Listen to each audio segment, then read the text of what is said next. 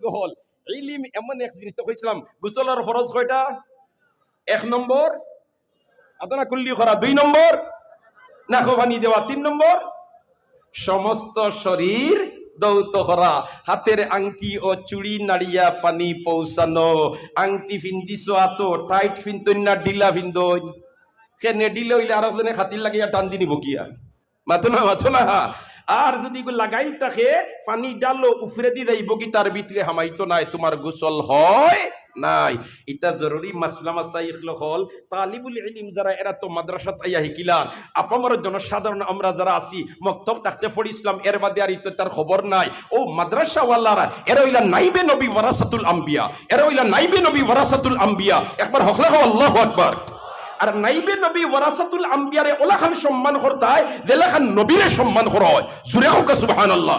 এই কথাই কেন আমি কইরাম না, রাইসুল